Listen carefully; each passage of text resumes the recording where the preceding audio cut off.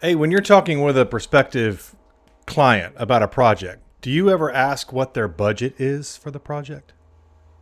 Like, hey, what do you guys have budgeted for this?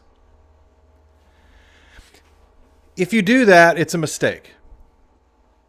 And there's a better way to do this. Let me explain to you why this is such a bad idea. First of all, let me flip this around, and then I'm gonna give you a better way to handle money and budgeting with clients.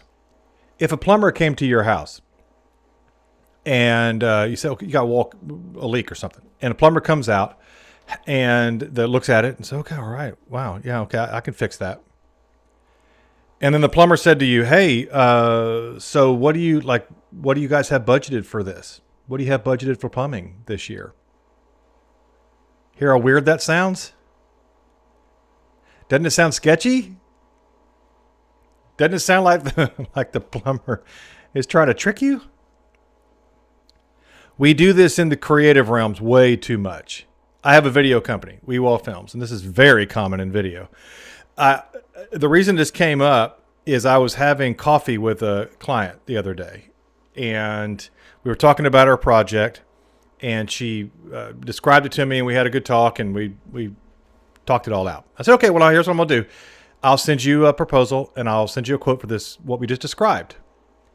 And she said, you know what? I want to thank you for just sending me a quote and not asking me what my budget is. Because she said, when I'm hiring somebody to be an expert on something, like, I don't know what it costs. You're supposed to tell me what it costs. And she said, of course I have a budget in my mind. But if I tell you my budget, then automatically I think, oh, well, you're just going to use up my entire budget. So if I got $15,000 to do this project, well, what do you think is going to happen when the quote comes in? The quote's going to be what, $14,999 or something like that? And there's the problem with asking what a client's budget is on the project. It erodes your credibility as the expert on the project. They called you because you're supposed to know what you're doing. It's like the plumber. Plumber knows how much things are supposed to cost, how much parts cost, how long it'll take to do this job. Here's how much it's going to cost. And if they can't tell you that, you automatically don't trust them. Or think of a used car salesman, the worst possible analogy for sales, right? This is not how we want to be seen in the creative business world. We don't want to be seen by our clients as used car salespeople. And by the way, I know used car salespeople, and there's some nice people, but you know what I mean. You walk onto a car lot, you say, I want to buy that car. How much is it? And they go, well, how much you got? What's your budget? Does it, right? Okay, we don't like it when people do it to us. You should not do this to clients. Don't ask what their budget is. You're the expert.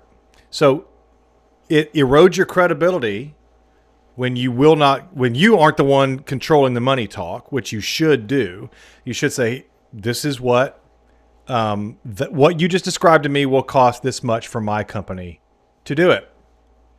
And then they can decide whether if that's in their budget or not. That's in their mind. They have a budget. But here's the thing. Here's a little secret. Is if you're really good at what you do and you show your client that you are in control of this and I'm an expert and I know what this is supposed to cost, it will build your credibility and your trust. And even if you quote something a little higher than their budget, they're likely to go ahead and hire you anyway. That's the big secret. This has happened to me at WeWall Films. We've been hired on things that cost more than our competitors because the clients trust us more. Because we're an expert at this. We know what we're doing. And the client knows they won't have to babysit the company once they get on the job. So they can pay cheaper or do this game where it's like, what's your budget? I don't know. Here's what I think my budget, that kind of stuff. Then it shows that company's not mature. They aren't an expert. They aren't a real expert.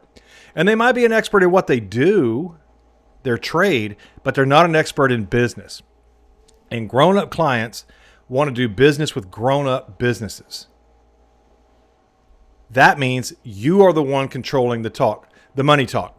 There's a great book about this called The Win Without Pitching Manifesto by Blair Enns, E-N-N-S, Blair ends. Highly recommend.